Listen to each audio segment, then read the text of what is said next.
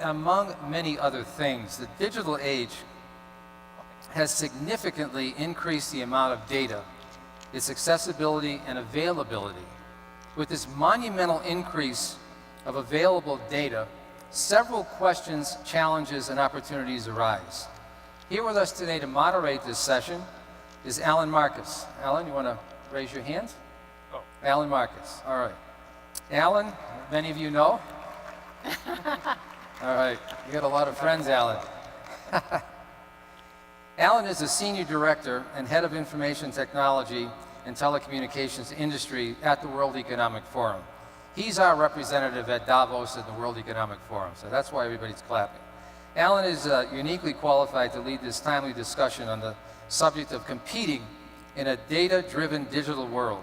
As the head of ICT sector, Alan, within the forum, Alan has global responsibility of shaping the agenda across the ICT-related industries and the role of the internet in the global economy as it affects humanity. In his role, he manages an exclusive list of top industry leaders, knowledge experts, civil society leaders, and government public figures.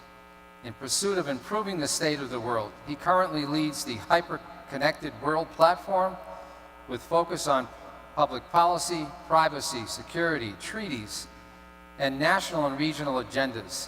Data, including personal data, big data, open data, and the notion of data commons, along with the question on sovereignty, ownership, legal definitions, cyber resilience, including cybersecurity, risk mitigation, hygiene, surveillance, cybercrime, and cyber warfare. This platform has over 100 CEOs across 20 industry sectors representing 17 countries and international organizations. Ladies and gentlemen, Alan Marcus.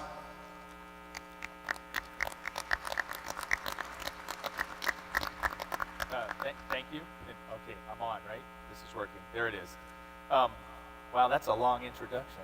It's kind of. So welcome, thank you, Jalisco and Mexico for having us here.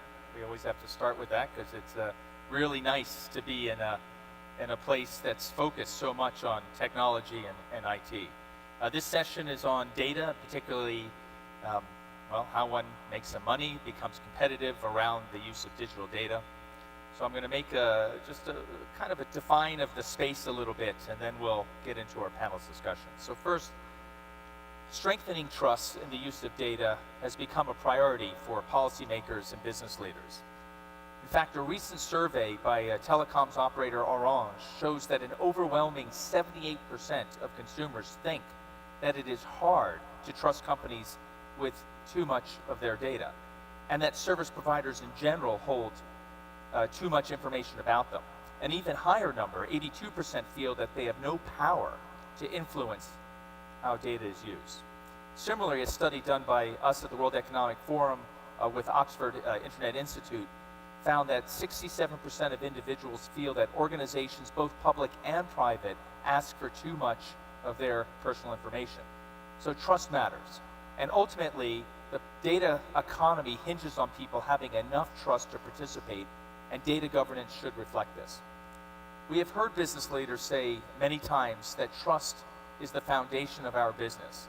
The challenge for organizations lies in strengthening trust while maintaining the flexibility to use personal data in ways that create economic and social value. Fortunately, respecting privacy does not have to mean limiting opportunities for innovation and economic value.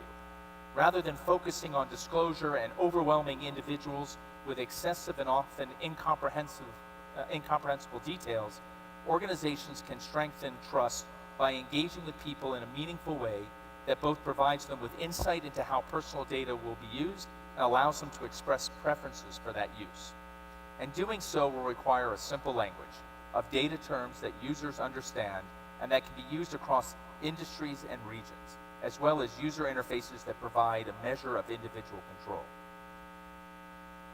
Without a doubt, accountability is key to trust, and current approaches on notice and consent models have the unfortunate consequence of shifting the majority of risks and responsibilities onto individuals. Most people are familiar with these agreements, clicking I agree whenever you install an app, including the app for this event. We all click I agree. But very interestingly, if you take an example like the iTunes privacy agreement, it is longer than all of Shakespeare's Macbeth. Now, how many people here have read the iTunes privacy agreement? One person right up front, I see that. So linking accountability to the impact data use on individuals, responsibilities can be more equitably distributed throughout the value chain. And in order to implement this approach, a greater understanding is needed of the impacts and risks as seen through the eyes of individuals of different data uses. So with that, why don't I open this up now to the panel, and let me introduce them briefly. On my left here is Joel Cherkis. Joel is the General Manager for Government and Defense in the worldwide public sector at Microsoft.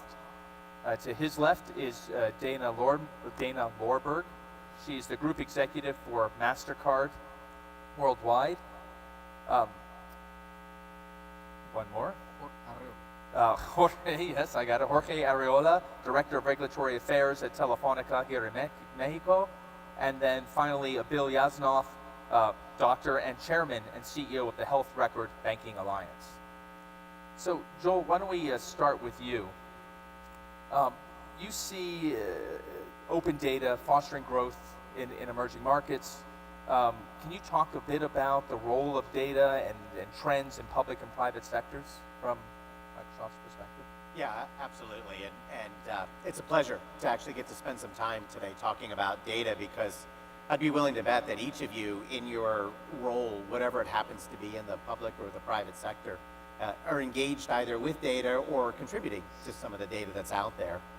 And just so you know how we think about it from Microsoft's perspective, and working very closely with the 600,000 partners that we have around the world, we find the number one thing about data is the opportunity that data drives for us.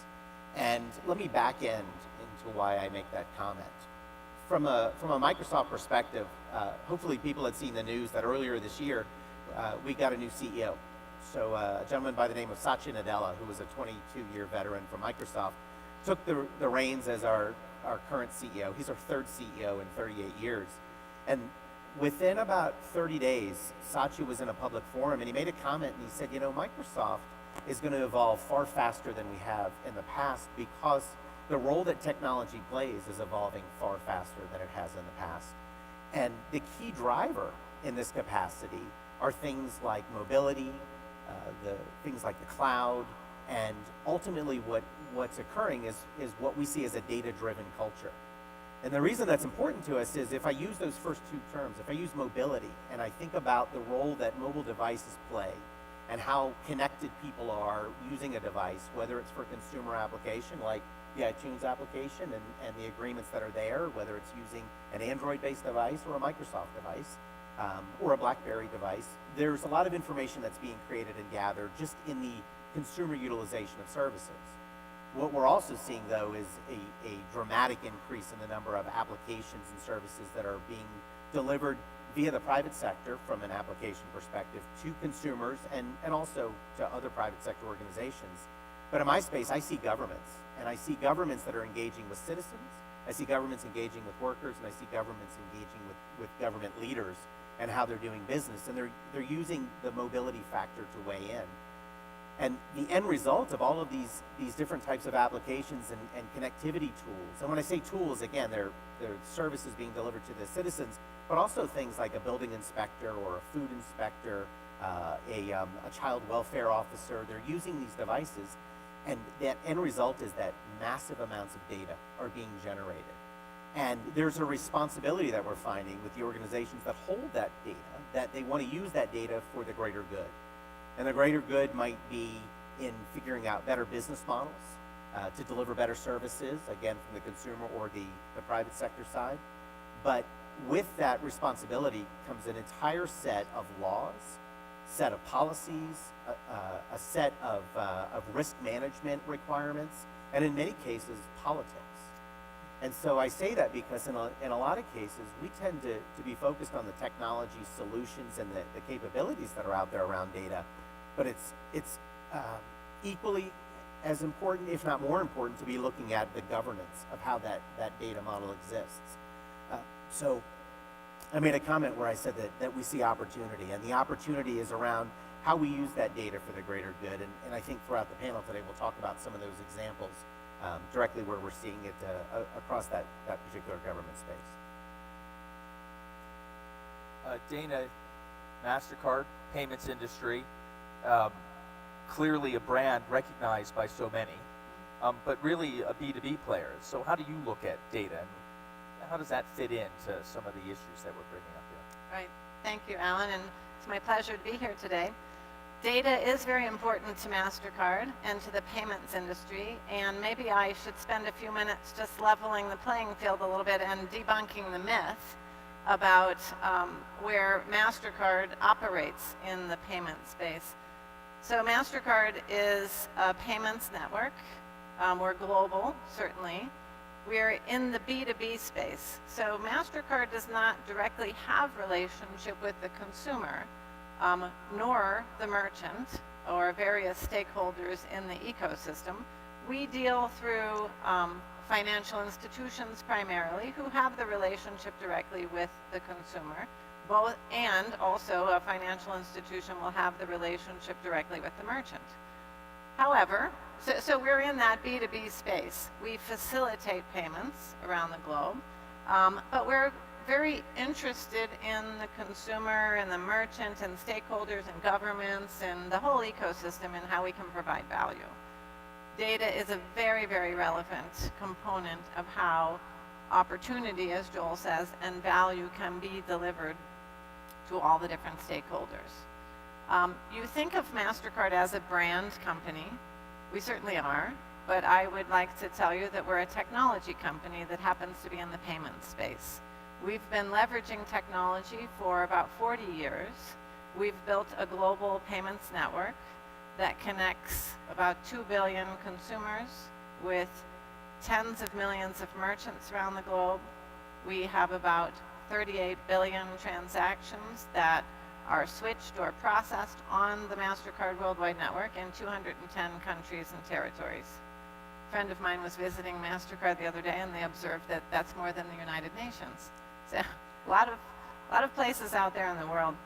Every day, our mission is to make payments safe, simple, and smart, using our technology and using data. So that is what we focus on. We do have a lot of data as a result of 38 billion transactions traversing the globe. Having data, I tell you, is not the end game. You need to have cleansed data, aggregated data, scrubbed data. We've worked very hard as a company over many, many years, working on algorithms to cleanse the data, to put it into the data warehouse, to be able to really leverage it for value, and be able to offer more back to the stakeholders in the right way. We have no information about consumers specifically, excepting for their 16-digit account number. That's what we know about the consumer. Everything else is really protected and owned and the relationship is owned via the financial institution or the owner of the distribution of the product to the consumer. But we leverage that data, and we do glean many, many data insights out of it. I would tell you that our focus is on providing relevance and personalization delivered through data-driven insights. It's all about insights for us. It's all about being able to harvest the information and be able to really provide relevancy to the stakeholders. So I think we'll talk a little bit more as we progress the panel, but it's my pleasure to be here today. Thank you, Dana. And Jorge, you're looking at concerns kind of more globally, security of data, how to separate in the way Dana mentioned a little bit as well, PII. Tell me a little bit about the challenges you see as a carrier, as an operator, both here in Mexico and certainly globally. Of course, Alan, thank you. Well, I have a different perspective because I come from a carrier and I am basically a policymaker. I've been involved in regulation for quite a long time. And at Telefónica, we believe we are truly living a very exciting time. The digital ecosystem is the biggest marketplace on earth, and it's also a very powerful engine for growth and productivity. Just let's think, one of these smartphones has more capacity to process information than the computers used by NASA to put the first man on Earth. Certainly, we all should be committed in putting one of these devices on everyone's hand, and the possibilities for our societies will be much greater than we can imagine. Precisely dealing with this issue on how to unleash the benefits of this digital ecosystem to the society.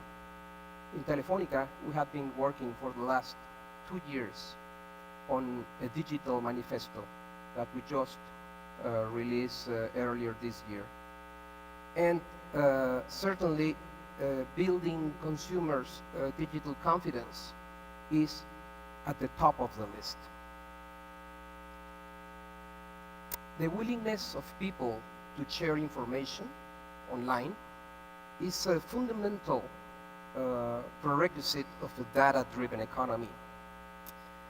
Therefore, we have to establish a sustaining consumer confidence on the use of digital services and the internet, because it is critical for the development of a data-driven economy. We have to make sure that individuals feel confident and in control of what, when, and how their data is used and shared with others. And basically, we propose in our digital manifesto 3 basic ideas. The first one is to put people in control of their personal devices and their personal data. Second, to keep people's identity private. And third, to keep people data safe.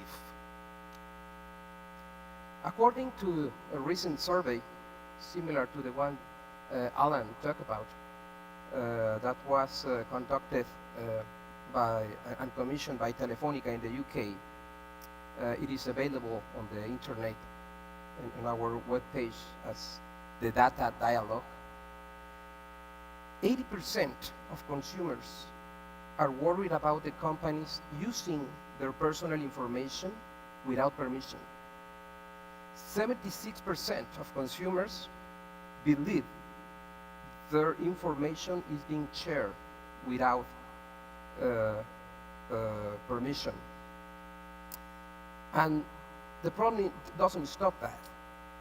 The people expect this amount of information is going to increase in the future, and about half of them believe that they are going to feel less comfortable with that when sharing information with the private sector, and 39% will feel less comfortable sharing information with the public sector. Therefore, there is what has been called a need for a new deal on data. And this new deal should be based on a different approach, a simple one that must have in the heart of it at the consumer.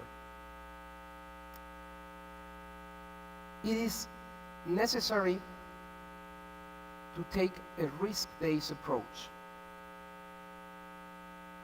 to data protection, where the information needs to be distinguished between personal information and anonymous data. Personal information is that one which identify us. It means our bank details, telephone numbers, home address, etc.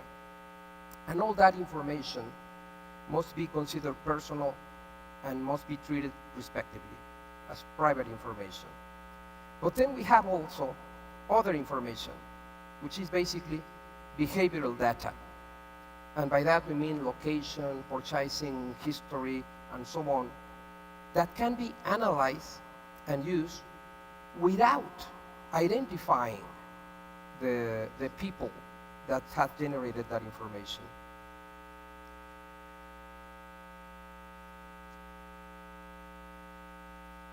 This sort of anonymous data offers a great potential to huge social benefits that can be realized. So,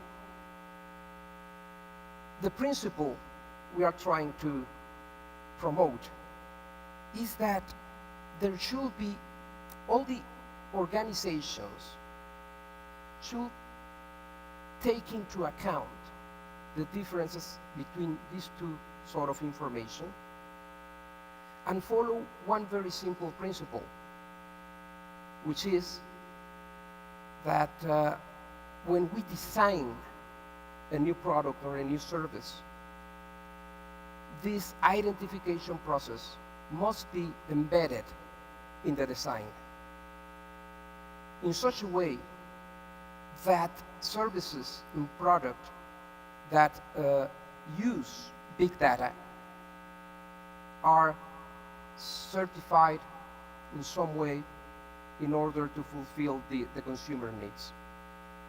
We believe this condition is a must to recover the consumer's confidence on digital data. It's a very simple idea, but it's certainly difficult to implement, and it imposes challenges on regulators. The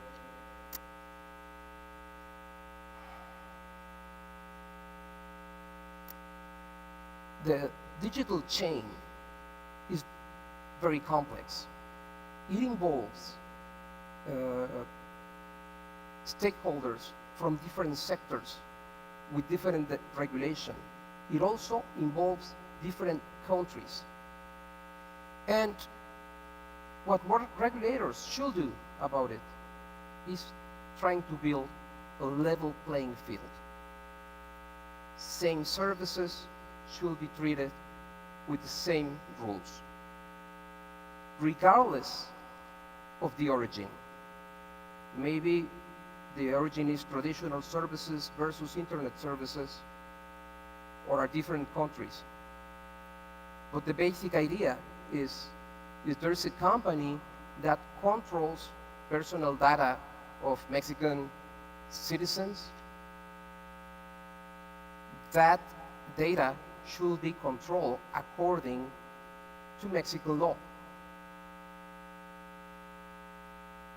And Mexican law should be harmonized with the existing laws in other countries under very basic principles. If Alan, I don't know. Yeah. Thank you. That's good. Thank you, Jorge. So the point you're bringing up, certainly the notion of separating personal identifiable information from more anonymized, and the ability for one to control. So, Bill, the notion of ownership and control of one's information, certainly in the health record and health information, is one that people always point to as an example. Can you give us your thoughts from that place? Thanks, Alan. And I just want to take a moment to say a couple of words about my background so people will know where I'm coming from. I'm a physician and also have a PhD in computer science.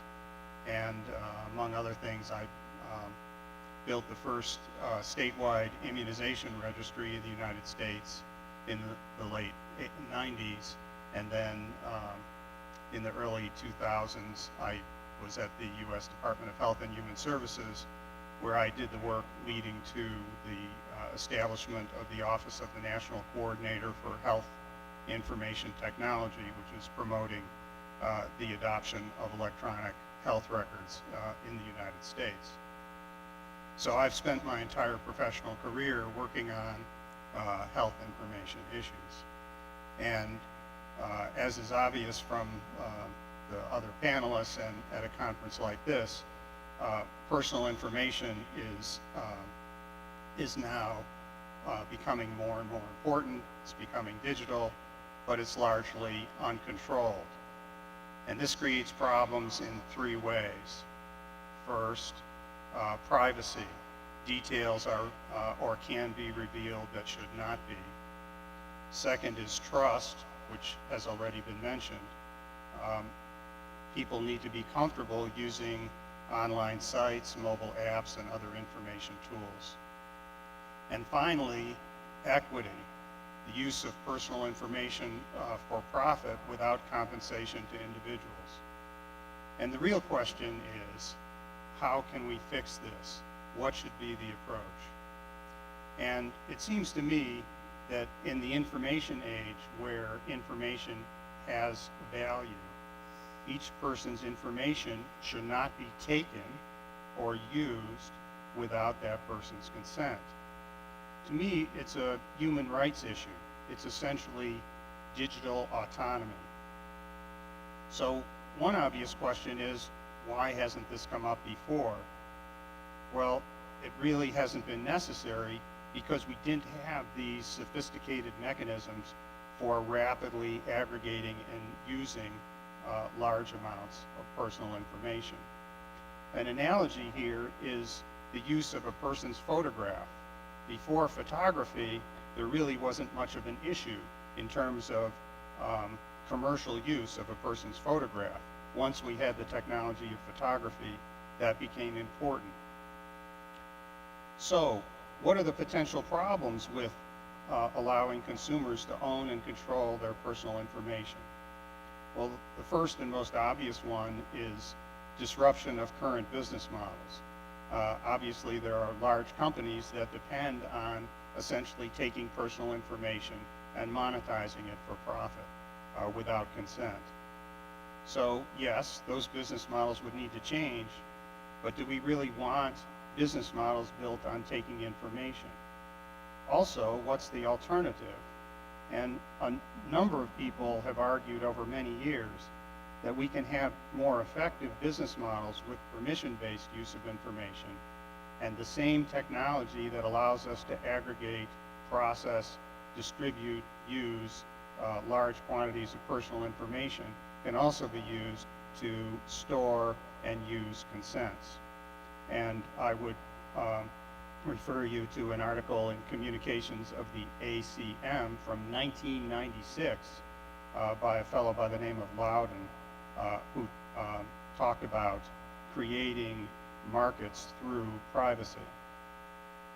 Also, by giving people ownership and control of their information, we can create what I would call the info banking business that explicitly trades in personal information with open pricing and consent of the subject. And this info banking business, and of course health record banking is probably going to be an early example because of the high value of health records, can be a very, very large and lucrative business with substantial economic benefits both for individuals and for economies. So who else is saying this? Well, I mentioned Loudon. John Dayton of the Harvard Business School has published an article on this. Alex Pentland from the Human Dynamics Lab at MIT. Jaron Lanier wrote a book called Fixing the Digital Economy last year. And there's a report from the World Economic Forum that I suspect Alan had something to do with from last year called Unlocking the Value of Personal Data from Collection to Usage. So this is really a direction of policy both in the EU and the US. So to summarize, I believe that to effectively and fairly manage personal information in the digital economy, each person should own and control his or her personal information, and it should only be used with consent and payment as the market demands. Thank you. Thank you, Bill. So